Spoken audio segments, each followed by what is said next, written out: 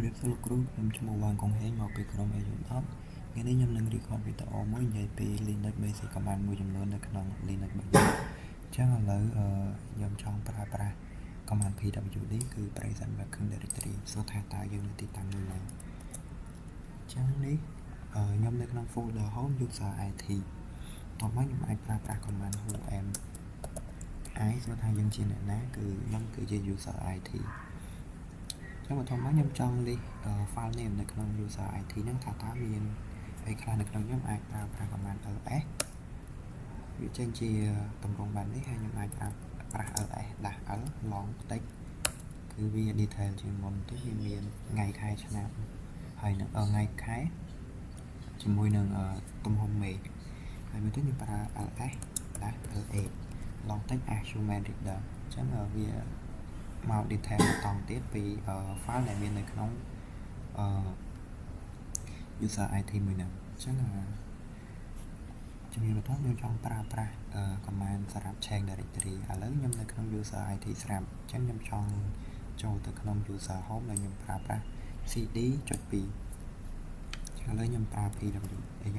ញុំប្រើ pwd សិន present working directory ឥឡូវខ្ញុំនៅក្នុងទីតាំង IT បន្តមកខ្ញុំចង់បកពី IT ទៅប្រើ user home folder home វិញខ្ញុំគាត់ប្រើ cd ចុចគឺខ្ញុំចូលទៅក្នុង user folder home បានហើយបន្តមកខ្ញុំចូលមក IT វិញគាត់ចុច cd enter ទៅមួយទៀតគឺ cd / គឺយើងចូលទៅប្រើប្រាស់ក្នុង user root ដែលយើងអាច list file name នៅក្នុង user root នឹងបានដូចទម្រង់បែបនេះតោះមកខ្ញុំប្រើ command clear ឥឡូវខ្ញុំចូលទៅកាន់ command បន្ទាប់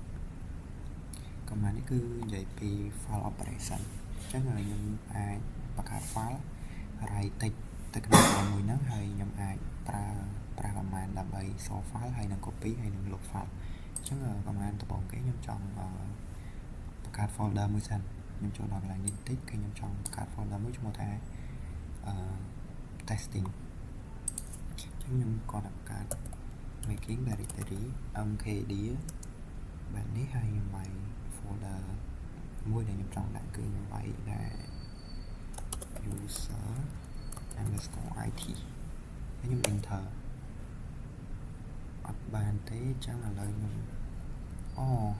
ខ្ញុំនៅក្នុង user root ឡើយអញ្ចឹងខ្ញុំចូលទៅក្នុង user it ឥឡូវខ្ញុំកើត mkdir ម្ដងទៀតហើយខ្ញុំវាយពាក្យថា user underscore it c តិចខ្ញុំ enter បន្តមកខ្ញុំនេះខ្ញុំអត់បានអញ្ចឹងនេះ user it static គឺខ្ញុំបង្កើតបានហើយគឺ folder user it static បន្តមកខ្ញុំគាត់đãបង្កើត file មួយទៀតនៅក្នុង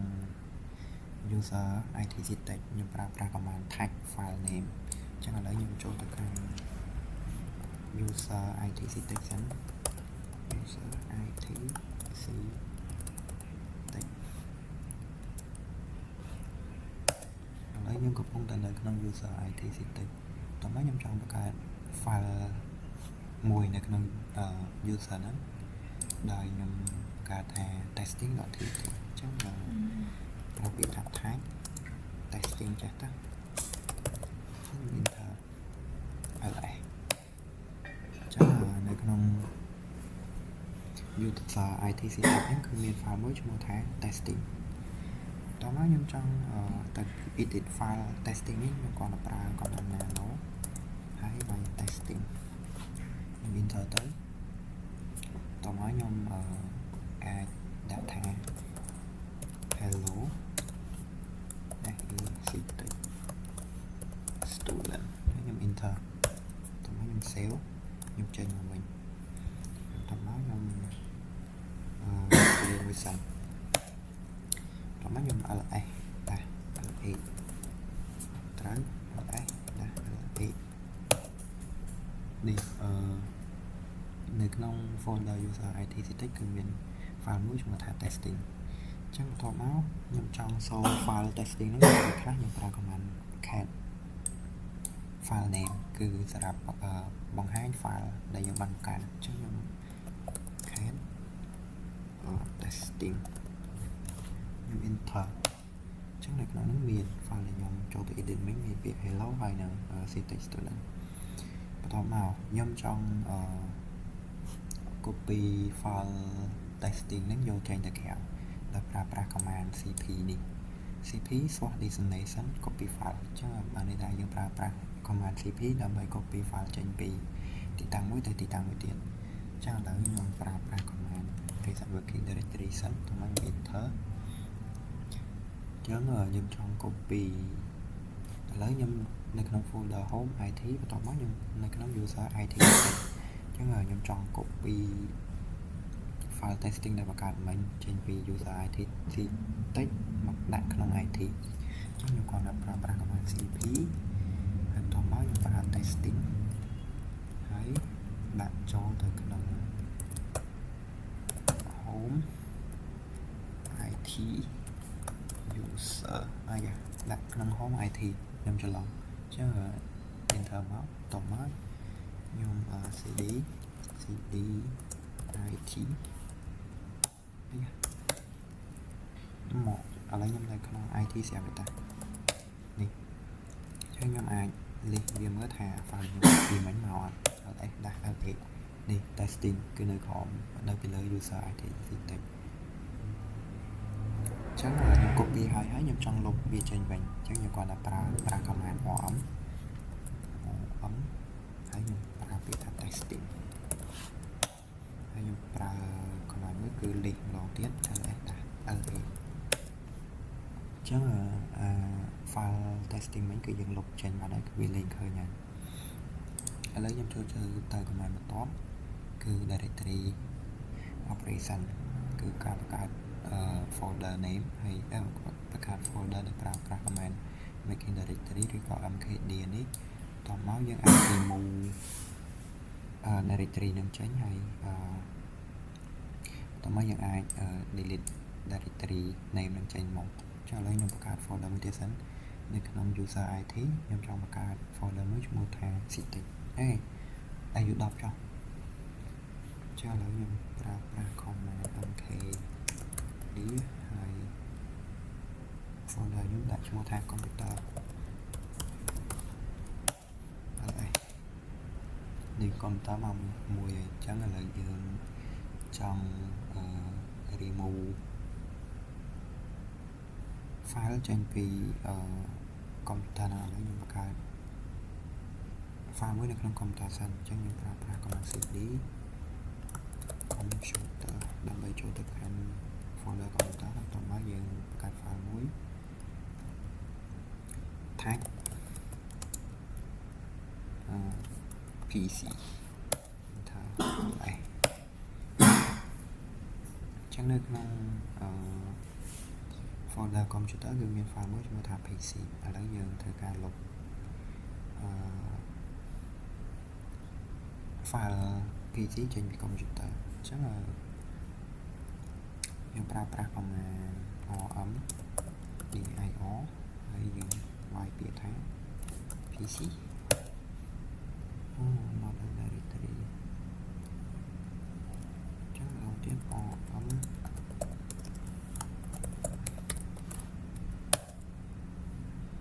cd pwd cd ឥឡូវយើងចូលទៅ IT ហើយយើង ls computer យើង rm dir com លើមិញខ្ញុំអត់ដើរឥឡូវខ្ញុំបន្តទៀត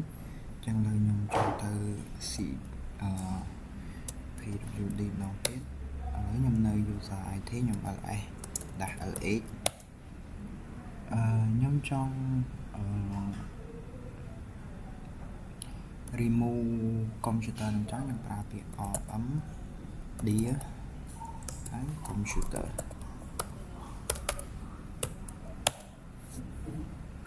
file to remove computer directory not empty ចឹងបានន័យថានៅក្នុង computer មាន file ចឹងឥឡូវខ្ញុំចូលទៅ cd computer ls PC អញ្ចឹង om dear PC ត្រូវអញ្ចឹងឥឡូវចាស់ខ្ញុំបង្កើត directory មួយទៀតមកទៅ cd តោះមកខ្ញុំ twd ម្ដងទៀតខ្ញុំនៅក្នុង user IT ហើយខ្ញុំmk dear បង្កើត IT 01មកខ្ញុំ remove វាចោលវិញខ្ញុំls ដាក់ ls ខ្ញុំ list មើលសិននោះគឺ IT 01មកហើយតោះមកខ្ញុំធ្វើការ remove directory នឹងចេញប្រើ command មួយឈ្មោះថា om dear ហើយខ្ញុំវាយ IT 01ខ្ញុំ enter តោះមកវាលុបចោលឥឡូវខ្ញុំ list ម្ដងទៀតអញ្ចឹងឥឡូវ IT 01គឺត្រូវបានយើង remove ចោលហើយហើយបន្តមកខ្ញុំប្រើ command om.or ឥឡូវមិញខ្ញុំលុប computer នៅបានដោយសារតែវាអត់ empty ឥឡូវខ្ញុំប្រើ command om.or ហើយខ្ញុំវាយ computer enter តែអញ្ចឹងមិញខ្ញុំលុបអត់បានដោយសារតែនៅក្នុង computer នោះមាន file មួយទៀតឈ្មោះថា PC អញ្ចឹងឥឡូវខ្ញុំប្រើ command delete directory with content ខ្ញុំបានន័យថាយើងលុប directory ជាមួយនឹង file ដែលមាននៅក្នុង directory ឥឡូវខ្ញុំ list ម្ដងទៀតអញ្ចឹងIT 01ជាមួយនឹង computer គឺយើងបានលុបចោលហើយយើងចូលមកដល់ command បន្តទៀតគឺយើងសួរយើងជាអ្នកណាឬក៏ current user នេះខ្ញុំបានបង្ហាញម្ដងហើយតែឥឡូវខ្ញុំបង្ហាញម្ដងទៀត who am I ខ្ញុំជា user IT តែខ្ញុំចង់ដឹង host name ឈ្មោះអី server name ខ្ញុំឈ្មោះថា Ubuntu server បន្ទាប់មកខ្ញុំចង់ថា df-h គឺពាក់ព័ន្ធជាមួយនឹង information របស់ disk ដែលយើងប្រើប្រាស់នេះគឺជា information របស់ disk របស់ខ្ញុំតែខ្ញុំបានប្រើប្រាស់ហើយបន្ទាប់មកខ្ញុំប្រើប្រាស់ free-h អញ្ចឹង command មួយហ្នឹងយើងប្រើប្រាស់ដើម្បីដឹងពី information របស់ RAM ឬក៏ memory របស់យើងអញ្ចឹងខ្ញុំបាយ free-h នេះគឺខ្ញុំមាន 4G ហើយខ្ញុំ swap ចេញពី hard disk មកចំនួន 2G ហើយ available គឺចំនួន 3.4G បន្ទាប់មក command top នេះគឺយើងប្រើប្រាស់ដើម្បីបង្ហាញនៅផ្ទាំង process របស់ server របស់យើងប្រើពាក្យថា top enter នេះគឺជា process របស់យើងដែលយើងប្រើប្រាស់ហើយនេះគឺមាន page user គឺ process ID របស់ user ហ្នឹងដែលអនុញ្ញាតឲ្យយើងអាច end process ណាមួយដែលយើងចង់ end បានហើយគឺ process ហ្នឹងរ៉ានអត់ចប់ទេដើម្បីផ្ដាច់វាគឺយើងប្រើប្រាស់នៅ control C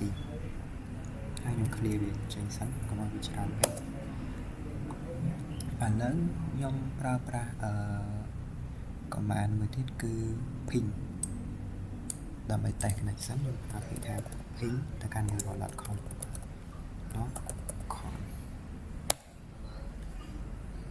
នេះគឺខ្ញុំអាចping ទៅកាន់ Google បានហើយក៏វាស្គាល់ដែរអញ្ចឹងចំពោះកិច្ចការរបស់ខ្ញុំគឺមានប៉ុណ្្នឹងទេលោកគ្រូអរគុណច្រើនគ្រូជម្រាបលា